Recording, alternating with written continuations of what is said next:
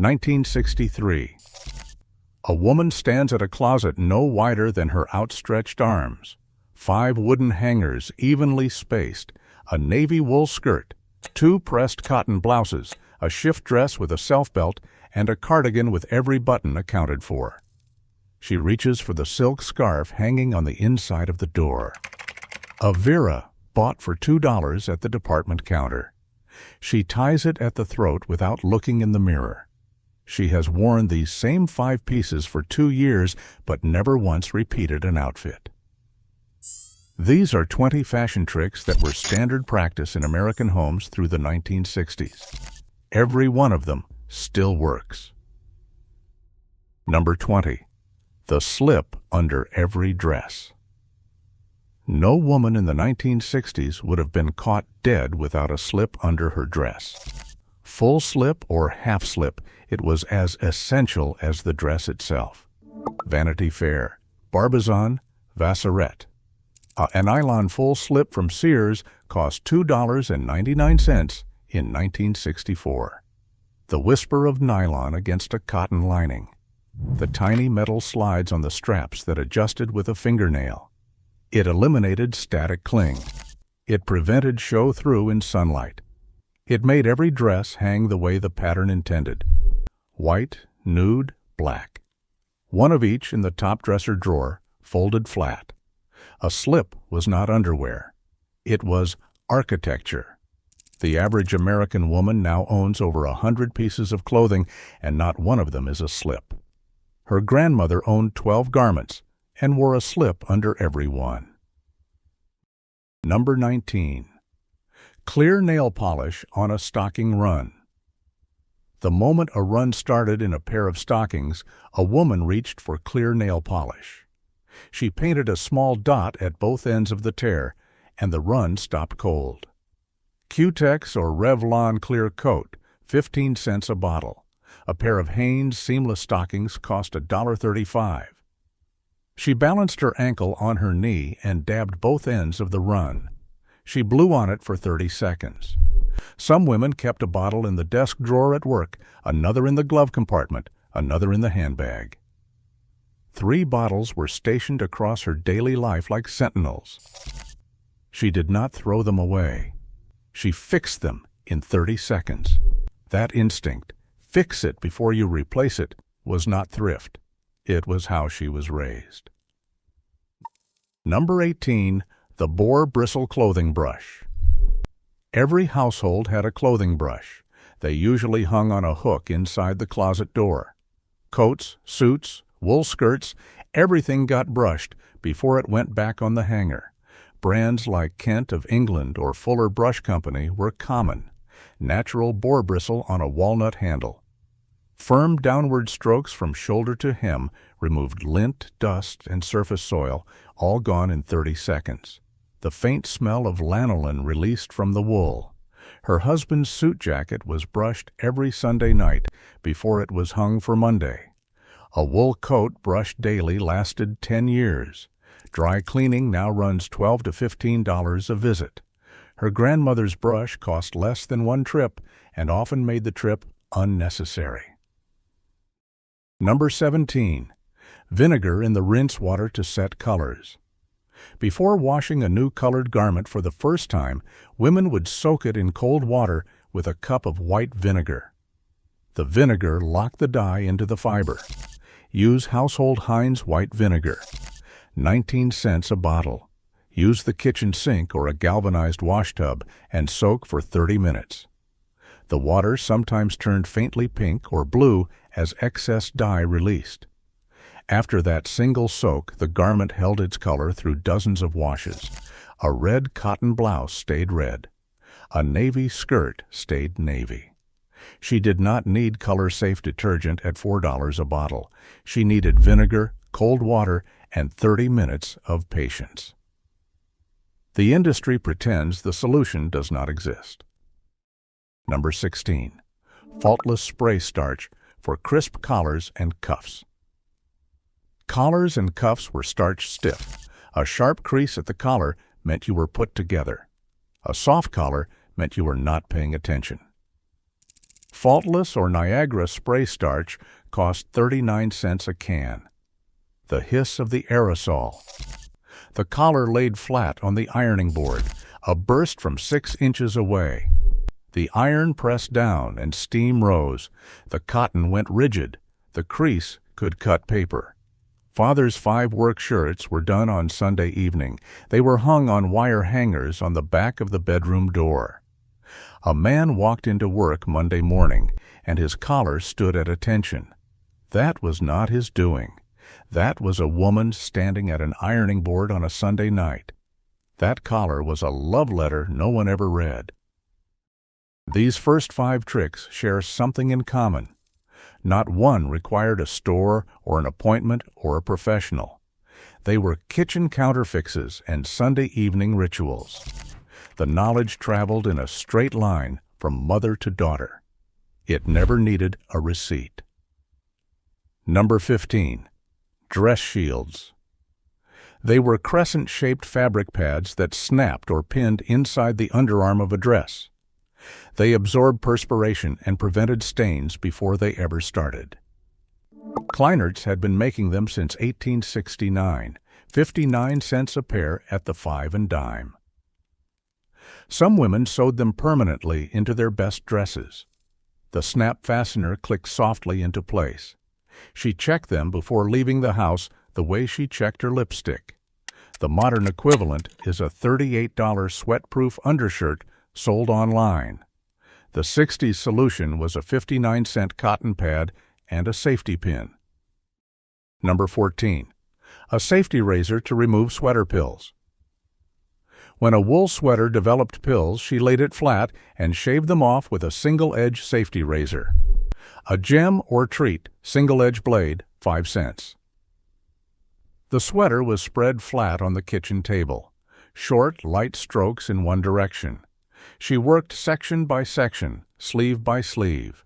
She held the fabric taut with her other hand. The sweater underneath looked brand new. Today, there is a $25 electric fabric shaver that does the same job with less precision.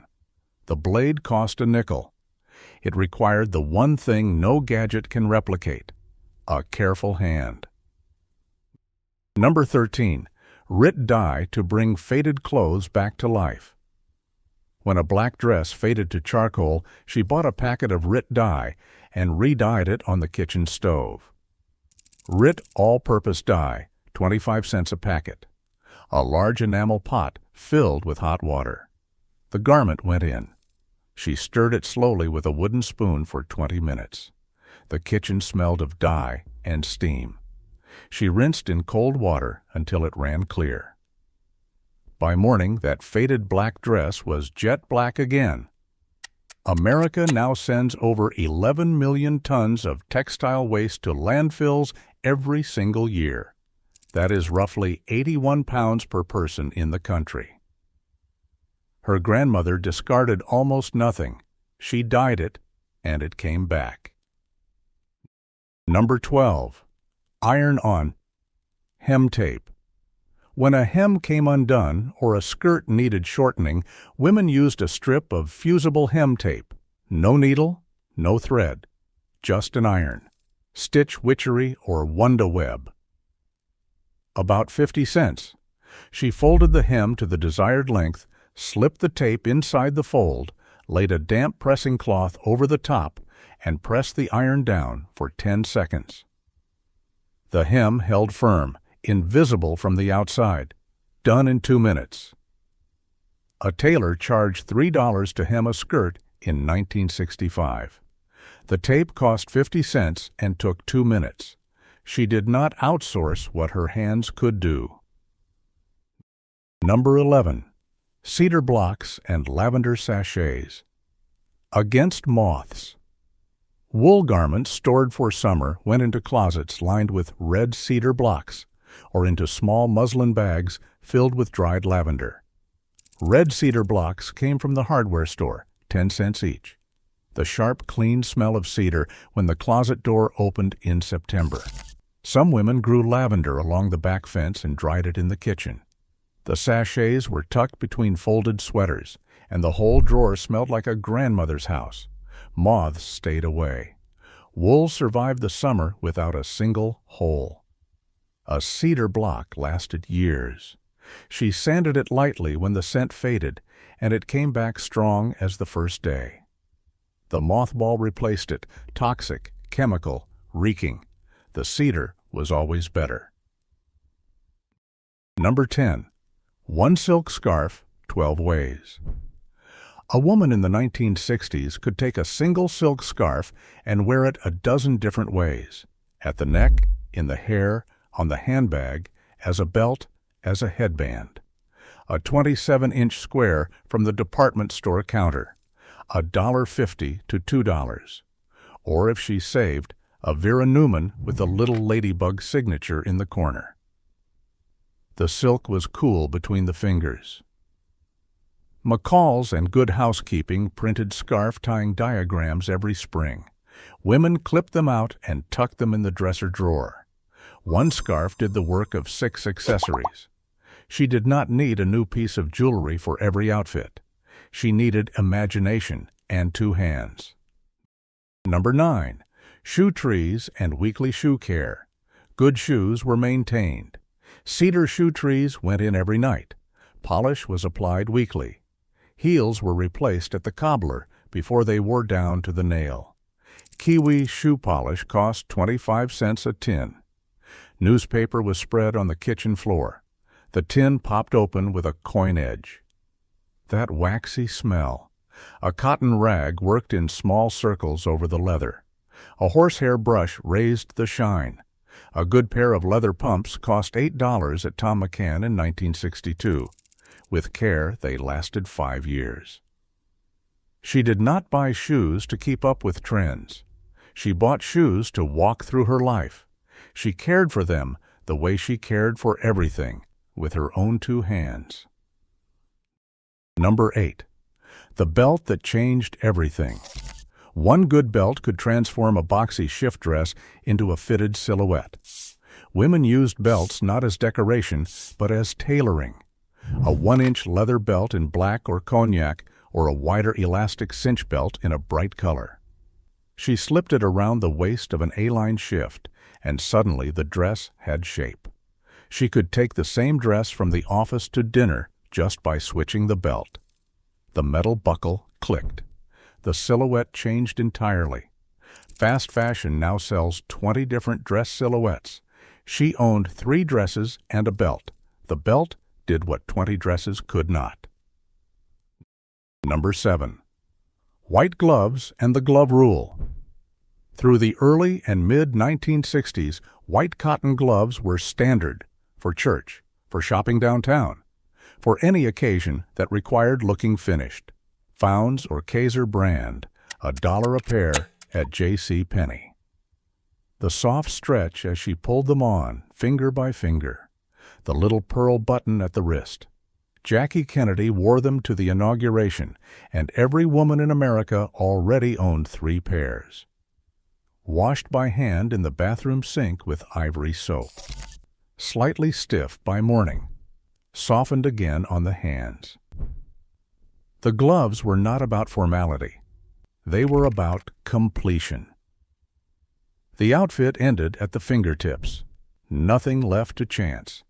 That level of intention has no modern equivalent. Number 6. The costume jewelry brooch. One brooch could turn a plain dress into an outfit. Women pinned them at the collar, at the waist, on a hat, on a coat lapel. Trifari. Sarah Coventry, Monet. A rhinestone starburst or a gold tone leaf, the weight of it in the palm, the sharp pin on the clasp. She pinned it at the neckline of a black shift dress, and the whole thing went from plain to polished in 2 seconds. Some brooches were inherited. A mother's brooch became a daughter's brooch, became a granddaughter's brooch. A brooch was not an accessory. It was a signature. And when her daughter wore it 30 years later, it said something about where she came from. Number 5.